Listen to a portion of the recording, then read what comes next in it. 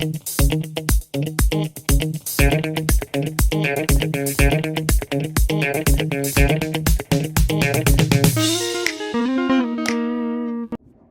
there, it's me again. So you all probably recognize the plant that's behind me, right? So the question today is, what will happen if I touch it? Although that one is too easy, right? So let's look at another question that might be a little bit more interesting.